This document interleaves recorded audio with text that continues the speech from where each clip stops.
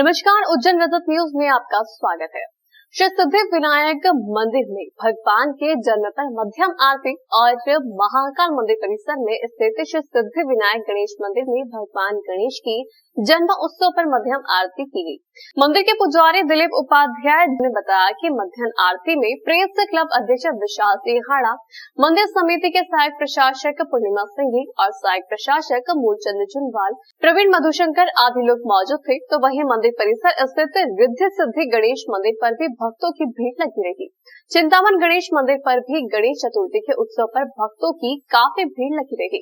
जिससे पहले सिद्धि विनायक मंदिर के दर्शन पूर्व संभाग आयुक्त अजीत कैसरी, महाकाल प्रशासक सुजान सिंह रावत ने भी किए और पूजन अंशुल उपाध्याय, मोहित उपाध्याय ने करवाया। गणेश चतुर्थी आज से प्रारंभ हुई। आज से 10 दिवसीय भव्य प्रोग्राम यहाँ पर रोज होता है और हर वर्ष के भांति यहाँ पर मोदक 1.25 लाख मोदक का लड्डू, लेकिन कोरोना वर्ष के कारण इस बार 51,000 करीब मोदकों का भोग लगा गया है 10 दिवसीय। और ये जो भगवान का अपन ये जो 10 दिवसीय अपन जो बनाते हैं, तो ये इसका एक ये कहावत है कि जब वेद व्यास जी महाभारत लिख रहे थे तो उनको लिखना नहीं आता था, बोलना जरूर आता था। तो उन्होंने श्री गणेश जी से विनती की कि गणेश जी आप ये लिखिए, मैं बोलता जाता हूँ। तो उसी दौरान गणेश जी वहाँ पर महाभारत लिखना उन्होंने प्रारंभ किया। उनका उस टाइम पे जल पानी वगैरह पीना सब वो था, इस कारण से उनका शरीर अकड़ा गया था। तो उनके ऊपर मिट्टी का लेपन किया गया। मिट्टी का लेपन करने के कारण उनका शरीर और अकड़ा गया और ये महाभारत जो पूरे लिखने में पूरे 10 दिन लगे। तो उसके बाद वेद व्यास जी ने उनके शरीर को ठंडा करने के लिए नदी में उसे विसर्जित, नदी के अंदर उनका स्नान करे, इसलिए उन्हें पार्थिव गणेश भी कहते हैं। तो मेन 10 दिवसीय ये इसलिए बनाते हैं कि शुरू दिन जब वेद व्यास जी ने उनके जब पूजन की थी, आह्वान की थी, उसी दिन से यह प्रक्रिया चलती है और ये इसी के उत्सव के रूप में 10 दिन का ये उत्सव मनाया जाता है।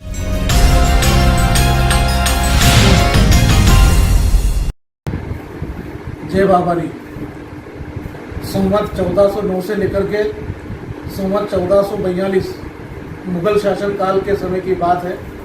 उस समय हमारे देश में जातिवाद, अंधविश्वास, छुआछूत ऐसी कई सामाजिक बुराइयों से हमारा देश प्रदेश में अंधविश्वास व्याप्त था। ऐसे समय में भगवान श्री बाबा रामदेव जी क्षत्रिय कुल में राजा अजमाल जी के घर अवतार लिया। बाबा रामदेव जी ने अपने उपदेशों के माध्यम से, अपनी लीलाओं के माध्यम से और मानव मात्र को प्रेम का संदेश देते हुए, सब में अपनत्व की भावना जगाते हुए इस अंधविश्वास को, छुआछूत की भावनाओं को, भेदभाव को, सबको दूर करने का कार्य किया। उन्होंने बलि प्रथा और अन्य जितने भी प्रकार का अंधविश्वास और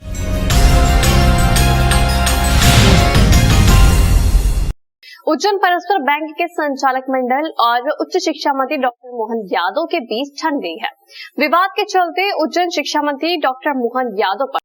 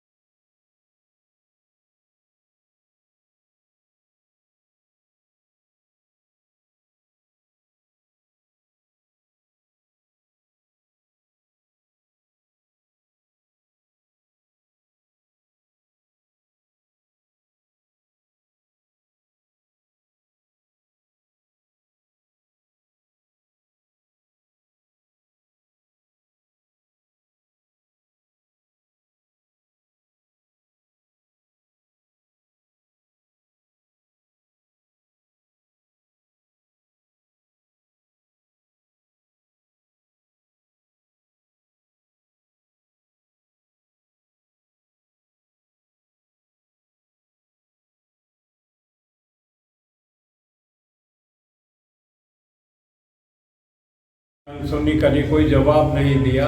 तो हम अपने जहाँ पर बैंक स्थित है उज्जैन उत्तर में, हमने सबने ये निर्णय लिया कि उन विधायकों जिसको तो मिलो उनको समस्या बताएं। विधायक पारस जी से मिले जो भाजपा के विधायक हैं। पारस जी ने सहकारिता मंत्री से बात करी। सहकारिता मंत्री ने प्रथम बार में तो उनसे ये कह दिया कि मैं कर दूंगा और चुनाव होंगे, मैं मंत्री उसको संबंधित अधिकारी को बोल दूंगा। अरविंद भदौरिया जी ने उनसे ये कहा, नहीं आया ऑर्डर। फिर मिले हम दोबारा पारस जी से। एक बार फिर उन्होंने मंत्री जी को फ़ोन लगाया, सहकारिता मंत्री को, तो उसने स्पष्ट शब्दों में कहा, पारस जी गवाह इस बात के, हम लोग वहीं थे, फ़ोन सुन रहे थे उनका, कहा कि मोहन यादव जी का दबाव है मुझ पर, मैं नहीं करता, चुनाव नहीं होने दूंगा परस्पर सहकारी बैंक के। वहाँ से विधायक जी से निराश होकर हम लोग 2-3 दिन बाद फिर मैंने डेट दी है, इनमें कब मिले, 2-3 दिन बाद फिर हम सांसद जी के पास गए, अनिल फिरोजिया साहब के पास।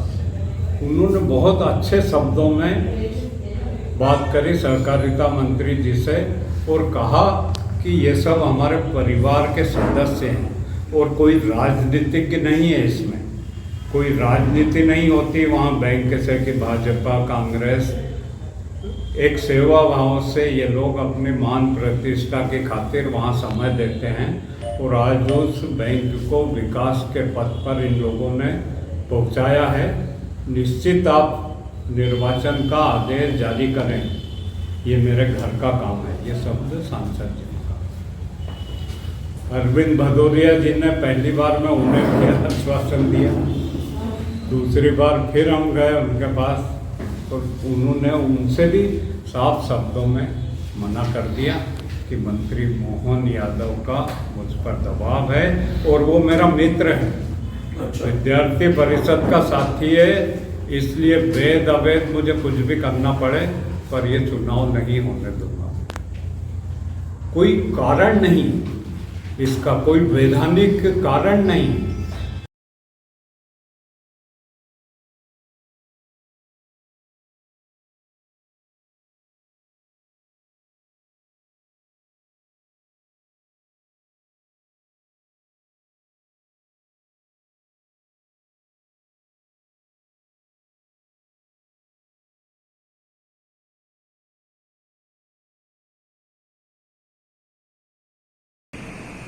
जो हमारा डेंगू के समय में पहले जो छिड़काव कराते थे, दवाइयों को छिड़काव कराते थे, फॉगिंग कराते थे, उन सब व्यवस्थाओं को हमें आज चालू करने की जरूरत है, क्योंकि ये स्थिति बद से बदतर होती जा रही है दिन पे दिन रोज। और सबसे ज्यादा परेशानी आ रही बच्चों को। पूरे शहर के जो बच्चों के डॉक्टर्स हैं वो आज सभी हॉस्पिटल पे के बच्चों को, उनको भी थोड़ा सा एक बार हम सफाई व्यवस्था अगर ठीक ठाक से होने लगेगी ना तो वो सब